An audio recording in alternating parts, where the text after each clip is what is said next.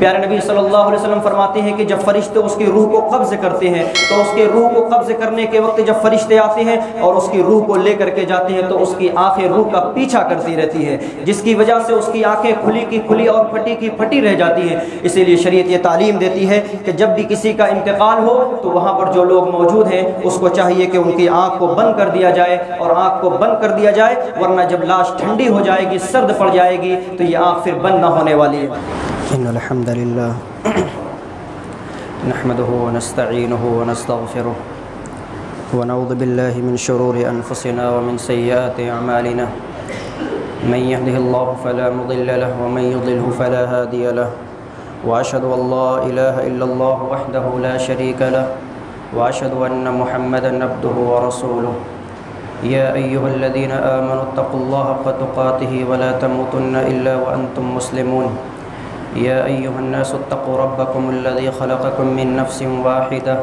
وخلق منها زوجها وبث منهما رجالا كثيرا ونساء واتقوا الله الذي تساءلون به والارحام ان الله كان عليكم رقيبا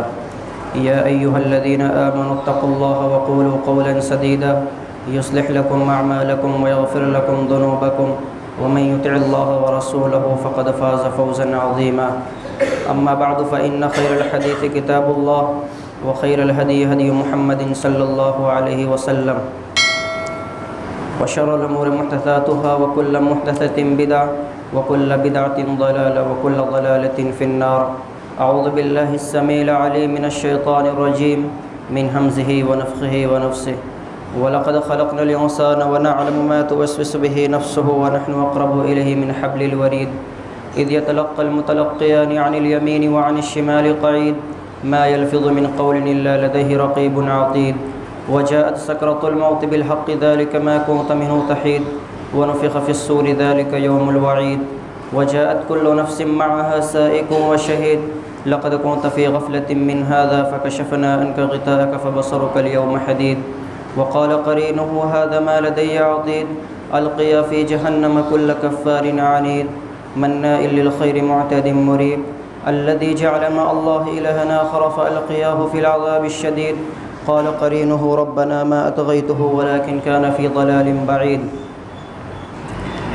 وقال الله تعالى والذين جاءوا من بعدهم يقولون ربنا اغفر لنا ولإخواننا الذين سبقونا بالإيمان ولا تجعل في قلوبنا غلا للذين آمنوا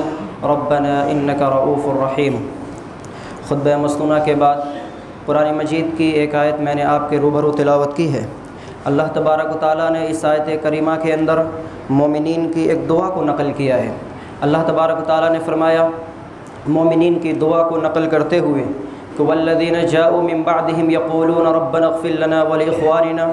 کہ جو گزرے ہوئے مومنین ہیں، جو گزرے ہوئے مسلمان ہیں اور مسلمانوں کی جو گزری ہوئی نسل ہے وہ اپنے جو موجودہ نسل ہے وہ اپنی گزری ہوئی نسل کے لیے دعائے مغفرت کرتے ہیں، اپنے رب سے دعا کرتے ہیں کہ پروردگارا تو ہمیں معاف فرما دے اور ہم سے پہلے جو مسلمان بھائی ہمارے گزر چکے ہیں ان سب کی تو مغفرت فرما دے۔ ربنا ولا تجعل في قلوبنا غلا للذين آمنوا، اور جو مومنین ہم سے پہلے گزر چکے ہیں یا جو موجود ہیں ان کے سلسلے میں ہمارے دل بغض، عداوت اور نفرت جیسے جذبات ہمارے دل کے اندر نہ رکھ۔ ربنا انک رؤوف الرحیم۔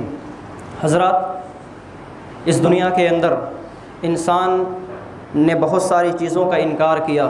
اللہ تبارک و تعالیٰ کی ذات تک کا انکار کیا، لیکن ایک ایسی چیز اللہ تبارک و تعالیٰ نے بنائی ہے جس کا انکار آج تک دنیا میں کوئی نہ کر سکا، اور وہ ہے موت۔ موت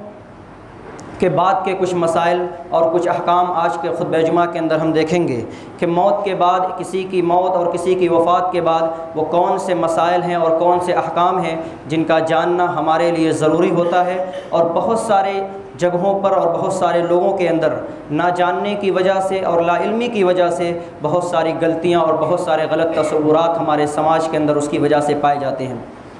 سب سے پہلی چیز، جب بھی کسی کی وفات ہوتی ہے اور کسی کی موت ہوتی ہے تو اس کی موت کے اوپر ہمیں ایک صدمہ لاحق ہوتا ہے، اس کی موت کی وجہ سے ہمیں غم لاحق ہوتا ہے۔ شریعت ہمیں یہ اصول بتاتی ہے اور شریعت ہمیں یہ تعلیم دیتی ہے کہ جب بھی آپ کے کسی عزیز کا انتقال ہو، کسی قریبی کا یا کسی جاننے والے کا انتقال ہوتا ہے تو آپ کو ایک صدمہ پہنچتا ہے۔ شریعت یہ تعلیم دیتی ہے کہ آپ اس صدمے کا مقابلہ اور اس صدمے کا سامنا آپ صبر کے ساتھ کیجئے، اور صبر کا مظاہرہ کرتے ہوئے آپ انا للہ و انا الیہ راجعون پڑھیے۔ شریعت وہیں پر یہ بھی تعلیم دیتی ہے کہ آپ کو جو صدمہ پہنچا ہے آپ کے کسی عزیز کے رخصت ہونے کی وجہ سے، آپ کے کسی جاننے والے کے انتقال کی وجہ سے جو آپ کو صدمہ پہنچا ہے، اس صدمے کو برداشت کیجئے اور اس غم کو کبھی بھی شریعت کے دائرے سے باہر نہ نکلنے دیجئے۔ صدمہ چاہے شروع لمحے کا ہو، چاہے شروعات کے مرحلے کا ہو یا بعد کا ہو، کبھی بھی اس کو شریعت کے دائرے سے باہر نہیں نکلنے دینا چاہیے، اس لیے کہ شریعت کی یہ تعلیم ہے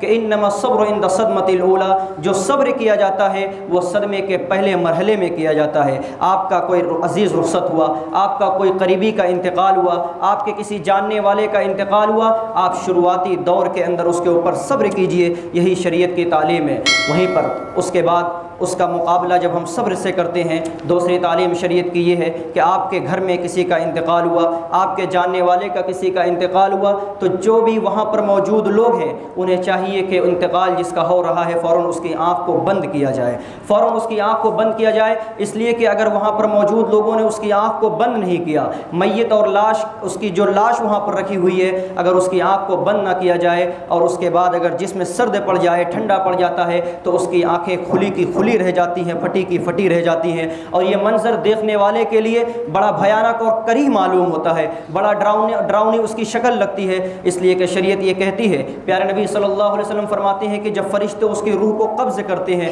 تو اس کے روح کو قبض کرنے کے وقت جب فرشتے آتے ہیں اور اس کی روح کو لے کر کے جاتے ہیں تو اس کی آنکھیں روح کا پیچھا کرتی رہتی ہے، جس کی وجہ سے اس کی آنکھیں کھلی کی کھلی اور پھٹی کی پھٹی رہ جاتی ہیں۔ اسی لیے شریعت یہ تعلیم دیتی ہے کہ جب بھی کسی کا انتقال ہو تو وہاں پر جو لوگ موجود ہیں اس کو چاہیے کہ ان کی آنکھ کو بند کر دیا جائے، اور آنکھ کو بند کر دیا جائے، ورنہ جب لاش ٹھنڈی ہو جائے گی، سرد پڑ جائے گی تو یہ آنکھ پھر بند نہ ہونے والی ہے۔ اس کے بعد روح نکلتی ہے، جب روح نکلنے کی وجہ سے جسم کو ایک تکلیف محسوس ہوتی ہے، ایک درد محسوس ہوتا ہے، اس تکلیف کی وجہ سے اور اس درد کی وجہ سے بسا اوقات جسم کے اعضاء سے گندگی نکلنا شروع ہو جاتی ہے، کبھی منہ کے ذریعے سے، کبھی کان کے ذریعے سے، اور کبھی دوسرے راستے سے گندگی نکلنا شروع ہوتی ہے۔ شریعت ہمیں یہ تعلیم دیتی ہے کہ جب روح کسی کی قبض ہوتی ہے تو اس کے درد اور تکلیف کی وجہ سے جو غلاظت نکلتی ہے اس کی غلاظت کو صاف کر کے، اس کو صاف کر کے، اس کو پاک کر کے اس کو وہیں پر لٹا دیا جائے، اس کو پھر لٹایا جائے، پہلے اس کی پاکی اور صفائی کی جائے۔ حضرات، ہمارے کسی عزیز کا انتقال ہوا، کسی جاننے والے کا انتقال ہوا، کسی پہچان کا انتقال ہوا، ہمیں غم لاحق ہوتا ہے، ہمیں تکلیف پہنچتی ہے، ہمیں رنج پہنچتا ہے، ہمارا دل رنجیدہ ہوتا ہے۔ شریعت یہ کہتی ہے کہ آپ کے دل کو رنج پہنچا ہے، اس رنج کی وجہ سے اگر آپ کی آنکھوں سے آنسو نکل رہے ہیں تو شریعت اس بات کی اجازت دیتی ہے کہ آپ رو سکتے ہیں، لیکن آپ کی آنکھوں کے ساتھ، آپ کے آنسوؤں کے ساتھ آپ کی زبان بھی شامل ہو، شریعت اس بات کی قطعاً اجازت نہیں دیتی ہے۔ زبان کے شامل ہونے کا مطلب یہ ہے کہ مرنے والے کی خوبیوں کو بیان کر کے رونا، مرنے والے کی صفات کو بیان کر کے رونا، مرنے والے کے محاسن کو بیان کر کے رونا، شریعت اس بات کی قطعاً اجازت نہیں دیتی ہے۔ فلاں ایسا تھا، اس کی باتوں کو یاد کر کے، اس کی باتوں کو بیان کر کے رونا، شریعت اس بات کی قطعاً اجازت نہیں دیتی ہے۔ آپ رونا چاہتے ہیں، آپ کی آنکھوں سے آنسو نکل رہے ہیں غم کی وجہ سے، تکلیف کی وجہ سے، شریعت اس بات کی اجازت دیتی ہے۔ پیارے نبی صلی اللہ علیہ وسلم کے صاحبزادے حضرت ابراہیم کا انتقال ہوتا ہے، 18 مہینے کی مدت تھی، 18 مہینے کی عمر میں حضرت ابراہیم کا انتقال ہوتا ہے۔ پیارے نبی صلی اللہ علیہ وسلم بھی رنجیدہ ہوئے، آپ کو بھی غم لاحق ہوا۔ پیارے نبی صلی اللہ علیہ وسلم اپنے بیٹے کے پاس آتے ہیں، آپ اس قدر غمگین تھے کہ آپ صلی اللہ علیہ وسلم کی آنکھوں سے آنسو نکلنے لگے، آپ صلی اللہ علیہ وسلم کی آنکھوں سے زار و قطار آنسو نکلنے لگے، اور آپ صلی اللہ علیہ وسلم نے فرمایا ان العین لتدمع وان القلب لیحزن ولا نقول الا ما يرضي ربنا وانا بفراقك لمحزونون یا ابراہیم، اے ابراہیم تمہارے جانے کی وجہ سے ہمارا دل یقیناً رنجیدہ ہوا ہے، ہمارے دل کو تکلیف پہنچی ہے اور آنکھیں آنسو بہا رہی ہے۔ ولا نقول الا ما يرضي ربنا، اے ابراہیم ہم تمہارے جانے کے بعد بھی اپنی زبان سے کوئی ایسے کلمات نہ نکالیں گے، اپنی زبان سے کوئی ایسی بات نہ کہیں گے جس سے ہمارا رب ناراض ہو جائے۔ وَإِنَّا بِفِرَاقِكَ لَمَحْزُونُونَ یا ابراہیم، لیکن ابراہیم تمہاری جدائی کی وجہ سے، تمہارے رخصت ہونے کی وجہ سے اور تمہارے موت کی وجہ سے ہمارے دل کو تکلیف تکلیف پہنچی ہے، ہمیں غم لاحق ہوا ہے، لیکن اس کے بعد بھی اپنی زبان سے کوئی ایسی بات نہ نکالیں گے جس کی وجہ سے ہمارا رب ناراض ہو جائے۔ تو پیارے نبی صلی اللہ علیہ وسلم کی یہ تعلیم ہے، شریعت کی یہ تعلیم ہے کہ آپ کے اگر کسی قریبی کا انتقال ہوتا ہے، آپ اگر چاہتے ہیں آنسو بہانا، آنسو بہا سکتے ہیں، لیکن اس کی خوبیوں کو بیان کر کے رونا، اس کے محاسن کو اور اس کی صفات کو بیان کر کر کے رونا، شریعت اس بات کی ہمیں قطعاً اجازت نہیں دیتی ہے۔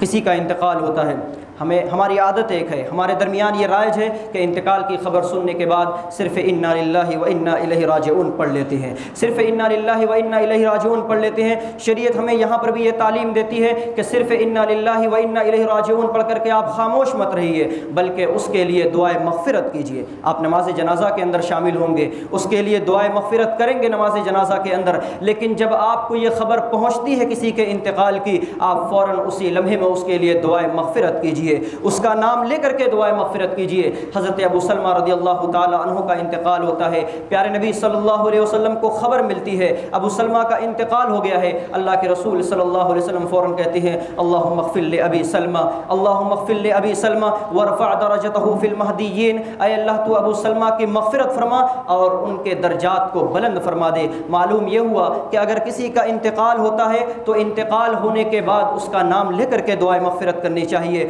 اللہم اغفر لعبد اللہ، اللہم اغفر لعبد الرحمن، اللہم اغفر لزید، اس طریقے سے اس کا نام لے کر کے فوراً دعائے مغفرت کرنی چاہیے۔ اگر عربی نہیں آتی ہے اپنی زبان میں ہی صحیح اس کے لیے دعائے مغفرت کرنی چاہیے، صرف انا للہ و انا الیہ راجعون پڑھ کر کے ہمیں خاموش نہیں رہنا چاہیے۔ اسی طریقے سے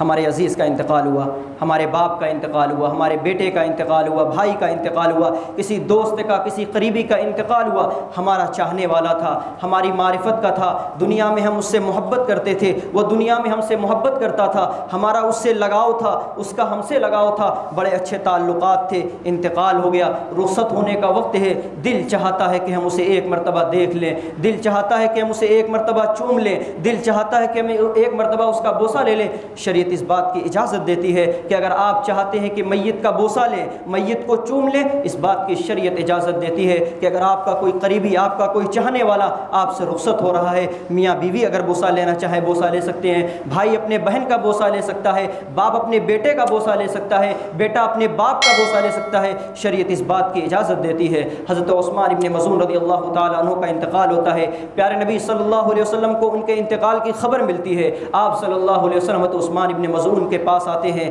میت رکھی ہوئی ہے، لاش رکھی ہوئی تھی، حضرت عثمان ابن مظعون رضی اللہ تعالیٰ عنہ کے پاس آتے ہیں، آپ کی آنکھوں سے آنسو نکل رہے تھے، پیارے نبی صلی اللہ علیہ وسلم حضرت عثمان ابن مظعون کو بوسہ لیتے ہیں، اور بوسہ لیتے وقت آپ صلی اللہ علیہ وسلم کی آنکھوں سے آنسو ٹپک کر کے حضرت عثمان ابن مظعون کے رخسار پر اور چہرے پر گر جاتے ہیں۔ بعین ہی یہی کام جب پیارے نبی صلی اللہ علیہ وسلم کا انتقال ہوتا ہے، حضرت ابو بکر صدیق رضی اللہ تعالیٰ عنہ کو جب خبر ملتی ہے آپ کے انتقال کی، حضرت ابو بکر صدیق رضی اللہ تعالیٰ عنہ بھی دوڑے دوڑے پیارے نبی صلی اللہ علیہ وسلم کے پاس آتے ہیں۔ آپ صلی اللہ علیہ وسلم کو سفید چادر سے ڈھانپ دیا گیا تھا، سفید چادر سے ڈھانپا گیا تھا، اس چادر کو حضرت ابو بکر صدیق رضی اللہ تعالیٰ عنہ ہٹاتے ہیں اور پیارے نبی صلی اللہ علیہ وسلم کی پیشانی کا بوسہ لیتے ہیں۔ تو شریعت اس بات کی اجازت دیتی ہے کہ اگر آپ کا کوئی چاہنے والا ہے، آپ کا قریبی ہے، وہ آپ سے رخصت ہو رہا ہے اور آپ چاہتے ہیں کہ آپ اسے بوسہ لیں، آپ اسے چاہتے ہیں کہ اس کو ایک مرتبہ چوم لیں، اس بات کی شریعت اجازت دیتی ہے کہ آپ اسے بوسہ لے سکتے ہیں۔ انتقال کے بعد تجہیز و تکفین میں رشتہ دار جو ہوتے ہیں، جو گھر کے لوگ ہوتے ہیں، انہیں یہ چاہیے کہ تجہیز و تکفین میں جلدی کی جائے۔ بسا اوقات ایسا ہوتا ہے کہ تجہیز و تکفین میں بہت دیر کر دی جاتی ہے، کوئی رشتہ دار دور ہے، کوئی گھر کا فرد دور ہے، ہمارا چاہنے والا دور ہے، اس کے دور ہونے کی وجہ سے بسا اوقات تجہیز و تکفین میں دیری ہوتی ہے۔ شریعت یہ بتاتی ہے، پیارے نبی صلی اللہ علیہ وسلم کی یہ تعلیم ہے کہ جتنا ہو سکے میت کو فوراً اس کے منزل تک پہنچایا جائے، فوراً اس کو قبر کے حوالے کیا جائے، تدفین میں دیری نہیں کرنی چاہیے، اور تدفین میں دیری کرنے کی وجہ سے بسا اوقات اس کے بہت سارے نقصانات بھی سامنے آتے ہیں۔ علامہ البانی رحمۃ اللہ علیہ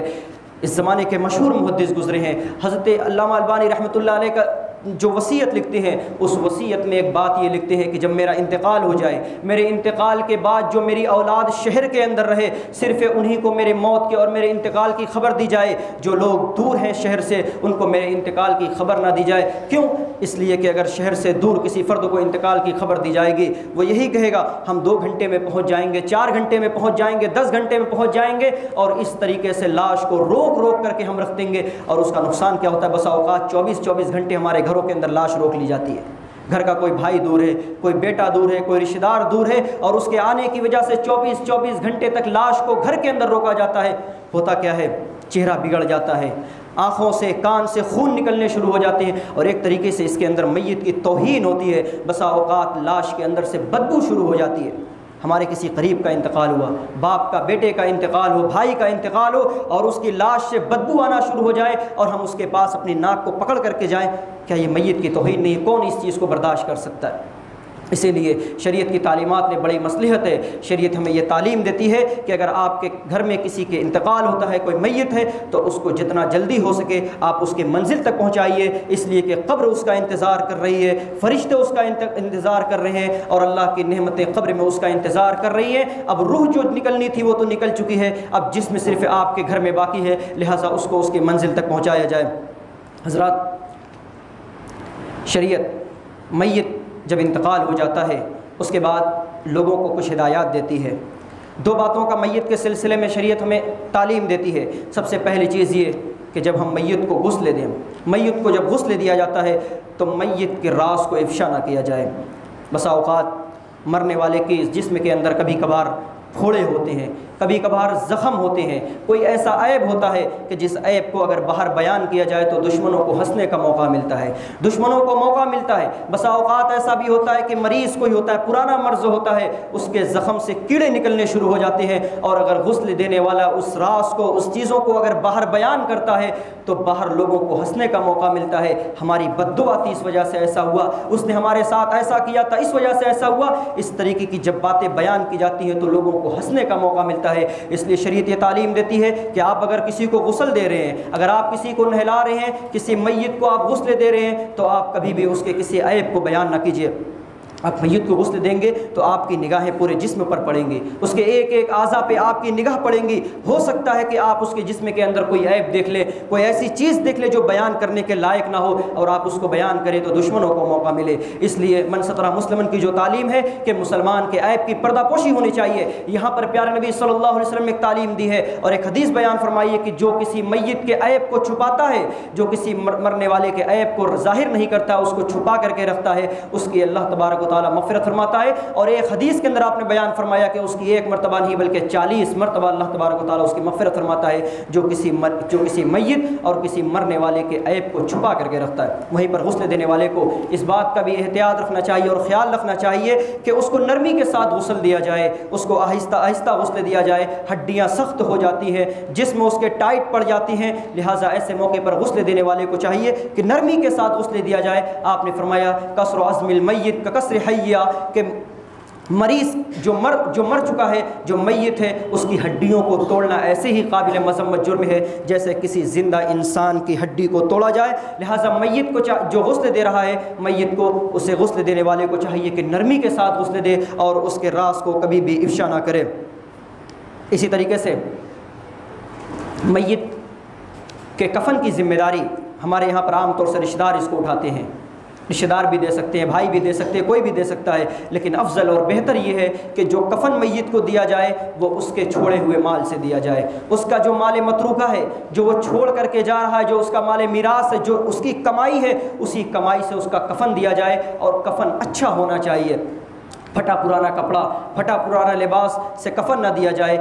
پیارے نبی صلی اللہ علیہ وسلم فرماتے ہیں کہ اذا ولی احدکم فلیحسن کفنہ، جو اپنے بھائی کو کفن دے، جو اپنے بھائی کو کفن پہنا رہا ہے، اسے چاہیے کہ بہترین اور اچھا کفن دے۔ آپ نے اس کی توجیہ یہ بتائی کہ اسی کفن کے اندر مردہ اور اسی کفن کے اندر میت عالم برزخ کے اندر اپنے رشتہ داروں سے ملاقات کرتے ہیں، جو اس کے مسلمان رشتہ دار ہیں، جو اس کے مسلمان جاننے والے بھائی ہیں، عالم برزخ کے اندر ایک رشتہ دار دوسرے رشتہ دار سے اللہ کے حکم سے، اللہ کے اذن سے ایک دوسرے سے ملاقات کرتے ہیں۔ ہم کسی مہمان سے جب ملاقات کرتے ہیں تو ہماری یہ خواہش ہوتی ہے کہ اچھا لباس ہو، اچھا کپڑا ہو، اسی لیے پیارے نبی نے فرمایا کہ اپنے مردے کو اچھا لباس پہنا، اچھا کفن دو، اس لیے کہ وہ عالم برزخ کے اندر اسی کفن کے اندر ایک دوسرے سے ملاقات کرتے ہیں اللہ کی اجازت سے اور اللہ کے حکم سے۔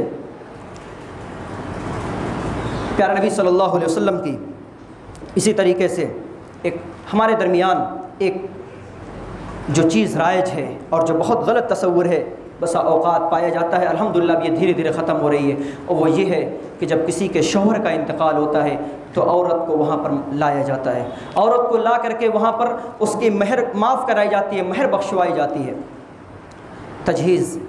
اس کو کفن دے دیا گیا، غسل دے دیا گیا، اور اس کے بعد عورت کو وہاں پر پیش کیا جاتا ہے۔ یہ کتنا غلط تصور ہے کہ ایک عورت جو اپنے شوہر کی جدائی کے صدمے کو بھی برداشت نہیں کر پا رہی ہے اور اس کو میت کے پاس لا کر کے اس کی مہر بخشوائی جاتی ہے کہ اس کے مہر کو اب معاف کرو، اس کے مہر کو بخشو، اس لیے کہ اب اس دنیا سے چلا گیا۔ سوچئے وہ اپنے شوہر کی جدائی کو بھی برداشت نہیں کر پا رہی ہے اور اس کی موت کے دن، اس کے مرنے کے دن، اس کو شادی کے دن کو یاد کرایا جاتا ہے کہ اس کے مہر کو بخشو۔ کتنا غلط تصور ہے، کتنا غلط تصور۔ اگر خدا نخواستہ ہمارے درمیان اس طریقے کا کسی کے ساتھ حادثہ ہو جائے تو شریعت یہاں پر یہ تعلیم دیتی ہے کہ اس کے مہر کو معاف نہیں کرایا جائے گا، بلکہ جو مرنے والا جو مال چھوڑ کر کے جا رہا ہے، جو اس کا مال متروکہ ہے، سب سے پہلے اس کے مرنے والے کے مال سے اس کی بیوی کا مہر ادا کیا جائے گا، نہ کہ اس کے مہر کو معاف کرایا جائے گا، بلکہ مرنے والے کے مال سے سب سے پہلے اس کا مہر ادا کیا جائے گا۔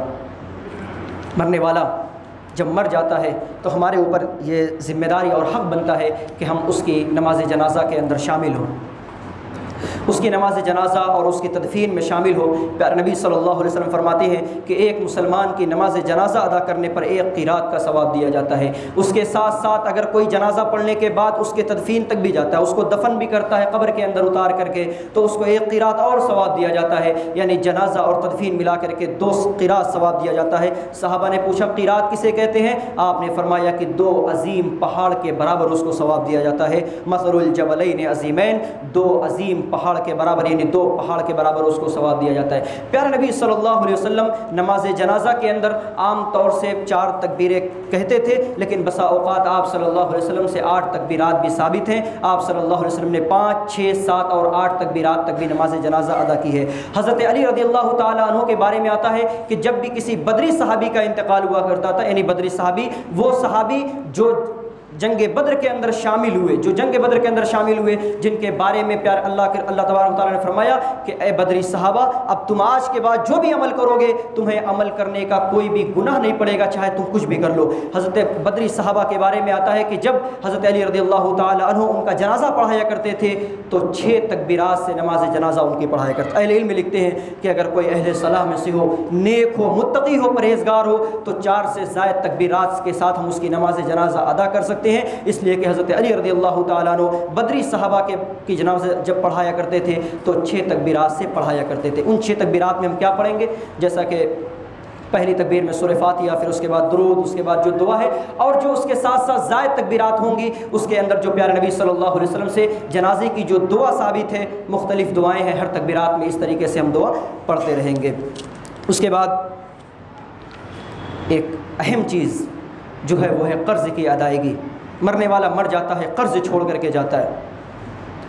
قرض چھوڑ کر کے جاتا ہے، اس قرض کی ادائیگی سب سے پہلے کی جائے گی، اس لیے کہ جس کے قرض کی ادائیگی نہیں ہوتی ہے اس کی روح کو معلق رہتی ہے۔ پیارے نبی صلی اللہ علیہ وسلم کے پاس مسجد نبوی کے اندر ایک مرتبہ جنازہ لایا گیا، آپ صلی اللہ علیہ وسلم نے معلوم کیا اس کے اوپر جنازہ تھا، آپ صلی اللہ علیہ وسلم پیچھے ہٹ گئے اور آپ نے فرمایا صلوا علی صاحبکم، تم جنازہ کی نماز پڑھ لو، ہم اس کی جنازہ کی نماز نہیں ادا کریں گے۔ پیارے نبی صلی اللہ علیہ وسلم وہیں پر رک جاتے ہیں، غالباً حضرت ابو قتادہ رضی اللہ تعالیٰ عنہ کھڑے ہوتے ہیں اور کہتے ہیں اللہ کے رسول صلی اللہ علیہ وسلم آپ جنازے کی نماز پڑھائیے، ان کے قرض کی ادائیگی کی ذمہ داری میں لیتا ہوں۔ اس کے بعد اللہ کے رسول صلی اللہ علیہ وسلم نے جنازے کی نماز ادا کرائی۔ پھر دوسرے دن جب حضرت ابو قتادہ رضی اللہ تعالیٰ عنہ مسجد نبوی کے اندر حاضر ہوتے ہیں، پیارے نبی صلی اللہ علیہ وسلم فوراً پوچھتے ہیں ابو قتادہ کیا تم نے ان کے قرض کو ادا کر دیا؟ وہ کہتے ہیں کہ ہاں اللہ کے رسول ہم نے ان کے قرض کو ادا کر دیا ہے۔ اس کے بعد اللہ کے رسول فرماتے ہیں الآن برودت، اب جا کر کے ان کو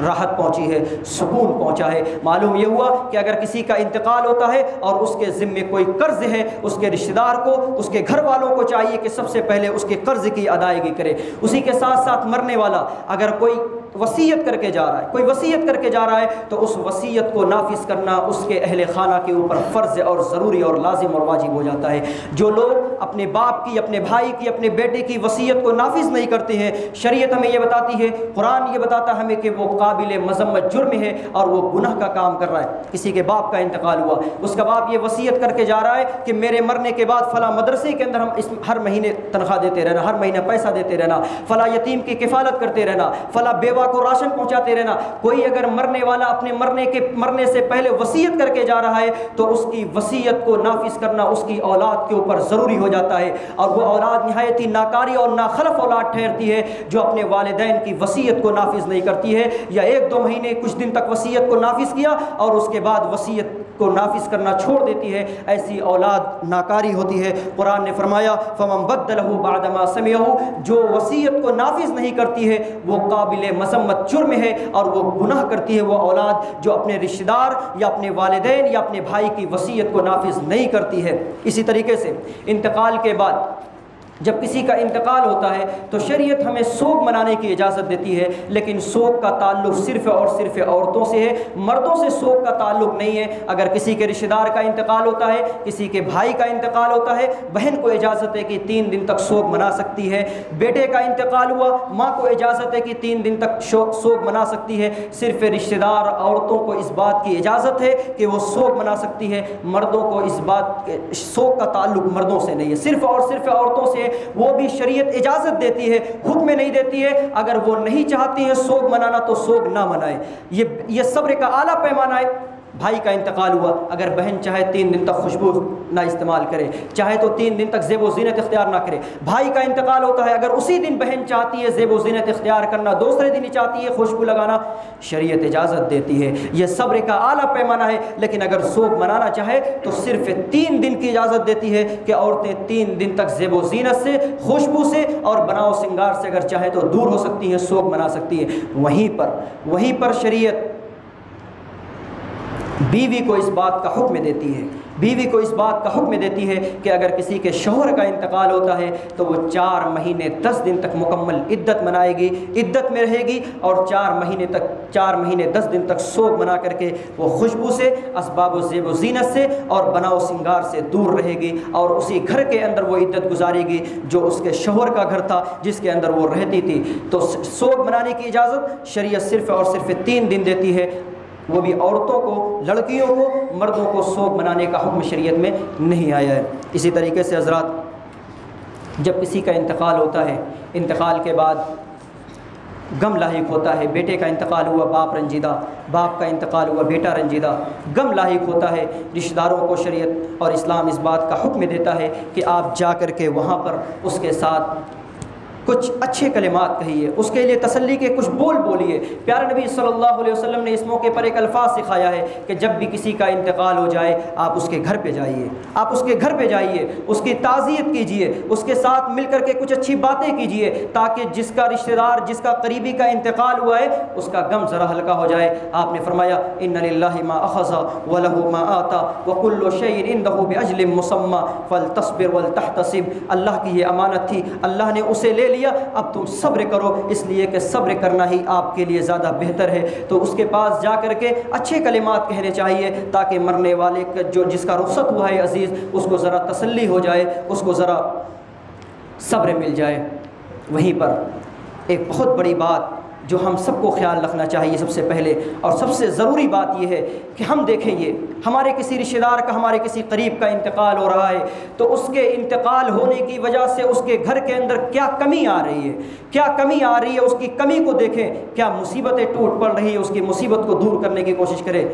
کسی کے جوان باپ کا انتقال ہو گیا، چھوٹے چھوٹے بچے ہیں، اب اس گھر کے اندر کوئی کمانے والا نہیں، ہم جائیں، رشتہ دار ہیں، اگر ہماری معرفت میں ہے، ہماری پہچان میں ہے، ہم جا کر کے اس کے اگر ہماری معرفت میں ہے، ہمارے جاننے والوں میں، ہمارے شناساؤں میں ہے،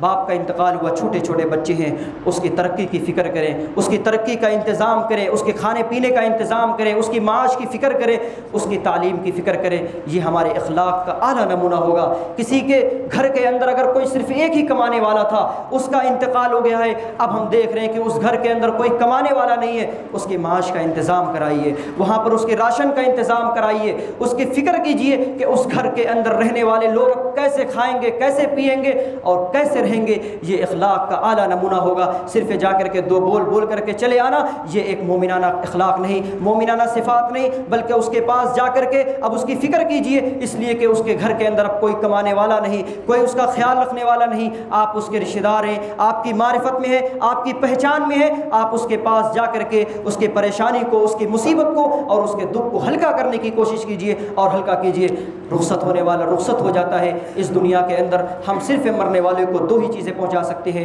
ایک ہے صدقہ اور دوسرا ہی دعا۔ مرنے والے کے حق میں صدقہ کیجئے، مرنے والے کی طرف سے صدقہ کیجئے۔ والدین اگر رخصت ہو رہے ہیں، بھائی رخصت ہو رہا ہے، بیوی رخصت ہو رہی ہے، انتقال ہو گیا ہے، اس کی طرف سے صدقہ کیجئے۔ یہ صدقہ اس کے حق میں بہتر ہوگا، اس کی مغفرت کا ذریعہ ہوگا، اس کو ہدیہ پہنچے گا۔ یہ ہم زندگی میں لوگوں کو ہدیہ دیتے ہیں، مرنے والے کے لیے ہدیہ یہ ہے کہ آپ اس کی طرف سے صدقہ کیجئے اور دوسری چیز یہ کہ اس کے لیے دعائے مغفرت کیجئے۔ یہی دو چیزیں مرنے والے کے حق میں نجات کا ذریعہ بنیں گی۔ دعا رب العالمین سے کے بارے لہا تو ہم سب کو ان باتوں کا خیال رکھنے کی توفیق عطا فرما، آمین۔ ربنا تقبل منا انك انت السميع العليم وتب علينا انك انت التواب الرحيم، صلی اللہ علیہ النبی۔